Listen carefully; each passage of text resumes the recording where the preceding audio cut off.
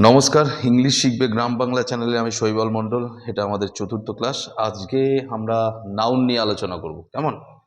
দেখুন, নাউন হচ্ছে, আমরা আগের ক্লাসে বলেছিলাম নাউন মানে নাম। কিসের নাম? কোনো ব্যক্তি, বস্তু, স্থান, কোনো গুণ বা সমষ্টি ইত্যাদির নাম। আজকে আমরা নাউনের প্রকারভেদগুলো নিয়ে আমরা বিশেষ আলোচনা করব। ঠিক আছে? তো শুরু করি। আমরা একটা নাউনকে, নাউন মানে কি আমরা শিখেছি? নাম।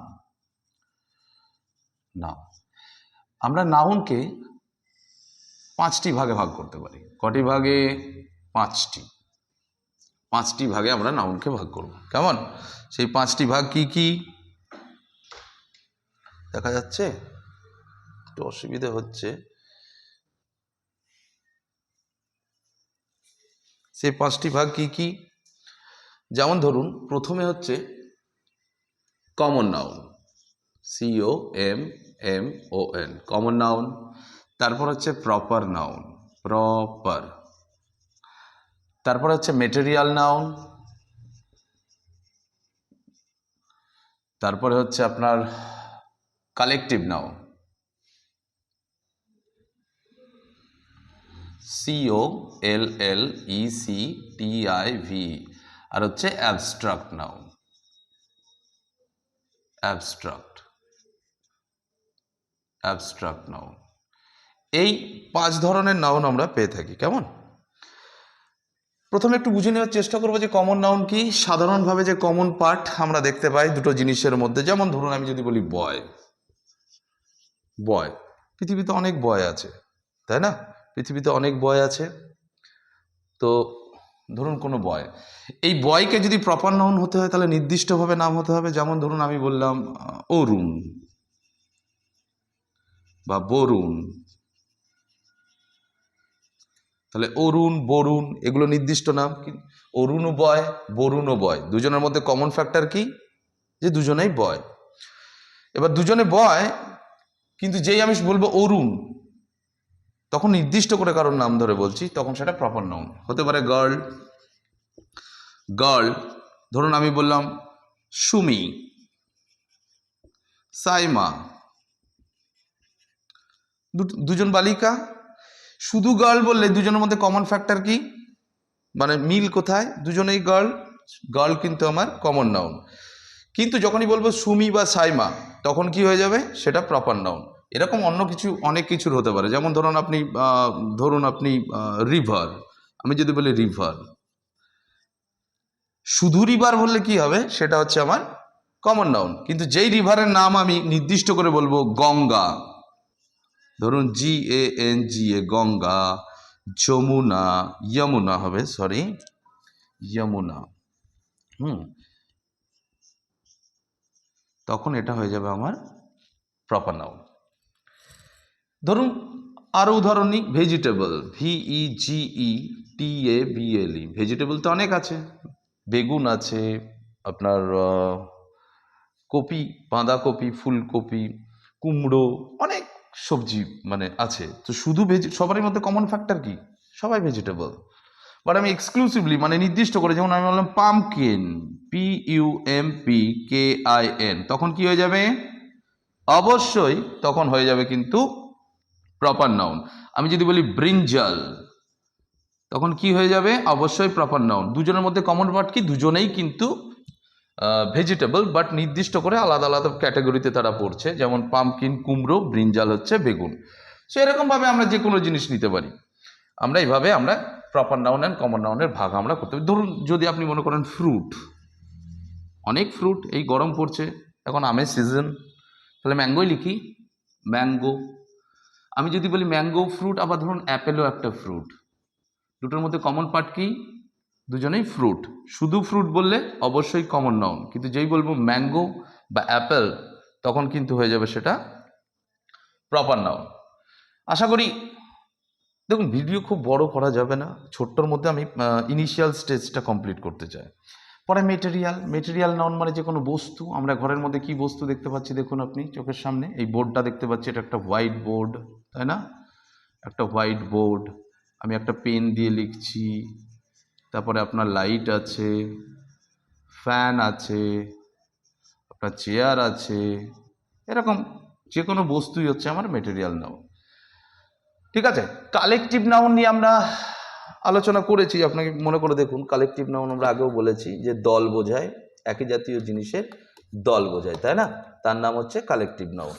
যেমন আমরা একটা যদি উদাহরণ নিই পরিষ্কারভাবে, ধরুন বললাম গরুর দল হয় একটা, ধরুন, ঠিক আছে, ধরুন গরুর দল। আমি যদি বলি ধরুন কালেকটিভ নাউন, ধরুন a collective noun a herd of cows, a herd of cows, তাহলে কাউজের দলটার নাম কি হচ্ছে? হার্ড। হার্ড হচ্ছে একটা collective noun. A herd of cows মানে একদল গরু, মানে এ কালেকশন অফ কাউজ, একদল গরু। আমি যদি বলি একদল ভেড়া, তার সেই ভেড়ার দলের নাম কি? A flock of sheep, a flock of sheep. দেখুন শিপ কিন্তু এর প্লুরাল সিঙ্গুলার দুটোই এক হয়, সিঙ্গুলার প্লুরাল কি আমরা পরে আলোচনা করব। আপনি মনে করুন যে একটা ভেড়ার দলের নাম হচ্ছে ফ্লোক, ফ্লোক বলি। বা আমি যদি বলি ধরুন এক বার্ডস, শিপ হয় বার্ডস হয়, শিপ ছাড়া বার্ডের দলকেও কিন্তু আমরা ফ্লোক বলে থাকি। এবার ধরুন এক ঝাঁক মাছ, a shoal, SOAL, shoal of fish, ফিশের দলকে কি বলি তাহলে আমরা? Shoal, right? ধরুন এ ক্লাস অফ স্টুডেন্ট, ছাত্রের দলকে আমরা কি বলি? এ ক্লাস অফ স্টুডেন্টস, তাই না? তো স্টুডেন্টের দলকে কি বলি আমরা? ক্লাস বলি। তো এগুলো প্রত্যেকটা কিন্তু এক একটা নাউন। এছাড়া আরও প্রচুর আমরা বলতে পারি, ধরুন এ বাঞ্চ অফ কিজ, এক থোকা চাবি, এ বাঞ্চ অফ কিজ, চাবির থোকা, চাবির দল হয় না, চাবির থোকা হয়। সো বাঞ্চ বলি, তার সেই জাতীয় নাম, মানে চাবির দলটার নাম হচ্ছে বাঞ্চ। কিজ হতে পারে গ্র্যাপস, আঙুর, গ্র্যাপসের থোকাকেও কিন্তু আমরা বাঞ্চ বলে থাকি, তাই না? ধরুন লাঠি, অনেকগুলো লাঠিকে যদি আমি এক জায়গায় বেঁধে রাখি তাহলে সেটা কি হবে?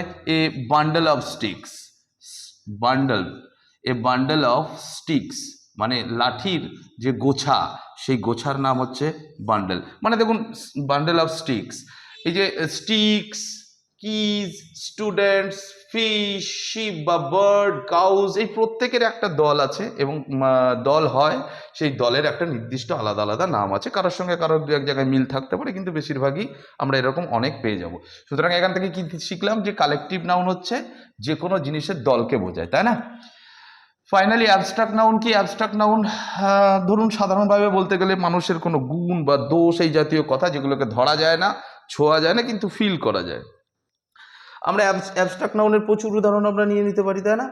সো অ্যাবস্ট্রাক্ট নাউনের আমরা ধরুন যদি আমরা বলি, ধরুন অ্যাবস্ট্রাক্ট নাউন ধরুন আমরা কি কি পাই? কোয়ালিটি পাই, অ্যাকশন পাই, স্টেট পাই, মানে এরকম হয় কোয়ালিটি, অ্যাকশন, স্টেট।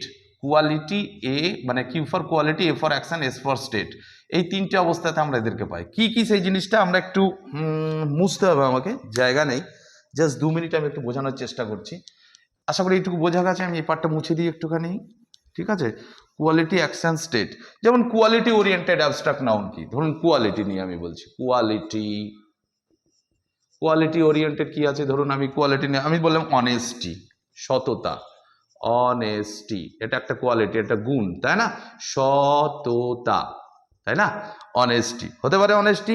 তারপরে ধরুন আমি বললাম কাইন্ডনেস, কাইন্ডনেস, KINDNESS, কাইন্ডনেস মানে দয়া বলতে পারেন আপনি, তাই না? সো দয়া, এটা একটা গুণের পরিচয় পাচ্ছে, তাই না? গুণের আমরা পরিচয় পাচ্ছি। তারপরে ধরুন আমি বললাম পিটি, হ্যাঁ, করুণা, PITY, পিটি, করুণা, তাই না? করুণা। সো এই ধরনের দেখুন কোনো করুণা বা এই অনেস্টি বা সততা, এগুলোকে কি কিনতে পাওয়া যায়? দাদা আমাকে 1 কেজি অনেস্টি দিন, হবে? আপনি ছুঁতে পারবেন না। Basically you can feel it, মানে আপনি এটা অনুভব করতে পারবেন। সো এগুলো কোনো মানুষের থেকে তার গুণের আলাদা করে পরিচয় করাচ্ছি আমরা, তো সেটার নাম হচ্ছে কোয়ালিটি। ঠিক আছে, এবার ধরুন অ্যাকশন কি? অ্যাকশন ওরিয়েন্টেড আমরা এখানে কি পাবো? দেখুন এই নিয়ে আরো বিস্তারিত আলোচনা করব, কিন্তু ব্যাপারটা হচ্ছে এই মুহূর্তে নাউনের একটা ছোট্ট করে ক্লাসিফিকেশন আমরা এই ছোট ভিডিওতে করার চেষ্টা করছি, কেমন?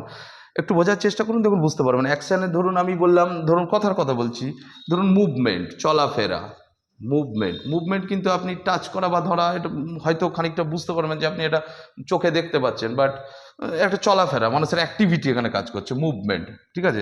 আমি অ্যাচিভমেন্ট বলতে পারি, তাই না? Movement, achievement. হ্যাঁ, আমি ধরুন আমি বললাম যে অ্যাডভাইস, উপদেশ, VICE, মনে রাখবেন যখন উপদেশ নাউন হবে তখন কিন্তু CE হবে, আর AC হয়ে গেলে সেটা ভার্ব হয়ে যায়, সেটা আমরা পরের আলোচনায় বলবো, অ্যাডভাইস। ঠিক আছে, এই ধরনের অ্যাকশন। বা আপনি ধরুন এক্সপিরিয়েন্স বললেন, কথার কথা, এক্সপিরিয়েন্স অভিজ্ঞতা, এক্সপেরিয়েন্স, তাই না? এক্সপিরিয়েন্স, তাই তো? এক্সপিরিয়েন্স কি? এক্সপিরিয়েন্স হচ্ছে কি বলুন? একটা অভিজ্ঞতা, তাই না? এক্সপিরিয়েন্স কি বলুন? অভিজ্ঞতা। কোনো মানুষের অভিজ্ঞতাকে এক্সপিরিয়েন্স, মুভমেন্ট মানে চলাফেরা, এক্সপিরিয়েন্স মানে অভিজ্ঞতা, অভিজ্ঞতা, তাই না? অভিজ্ঞতা। ধরুন অ্যাডভাইস মানে উপদেশ, এই ধরনের আমরা পাচ্ছি, তাই না? তাহলে আমরা এই যে অ্যাবস্ট্রাক্ট নাউন, যেটা QAS মোডে আমরা শিখছি, Q for quality, A for action. Next হচ্ছে আপনার এস ফর হচ্ছে আপনার স্টেট, অবস্থা বোঝায়, স্টেট। স্টেট মানে আপনি কোন অবস্থা, সেই অবস্থাটাকে আমাদেরকে তুলে ধরে। কি অবস্থার বিষয়টা কি, ধরুন দু একটা যদি উদাহরণ দিই বুঝতে পারবেন। আপনি চাইল্ডহুড, আপনি বাল্যকাল, সবাই আমরা আমাদের বাল্যকাল কাটিয়েছি, কেউ বয়হুড, কেউ আমরা ধরুন প্যারেন্টহুড, মানে যার সবেমাত্র বাচ্চা হয়েছে বা বাচ্চার বাবা মা, বাচ্চা বলে নয়, যেহেতু তার ছেলে মেয়ে আছে, হ্যাঁ সন্তান আছে, তো তাদেরকে আমরা প্যারেন্টহুড বলি। ধরুন চাইল্ডহুড, তাই না? চাইল্ডহুড, বাল্যকাল, এটা একটা অবস্থার কথা, নির্দিষ্ট একটা অবস্থার কথা বোঝাচ্ছে চাইল্ডহুড, তাই তো? বোঝা যাচ্ছে চাইল্ডহুড, দেখতে পাচ্ছি আমরা চাইল্ডহুড, তাই না? তারপরে ধরুন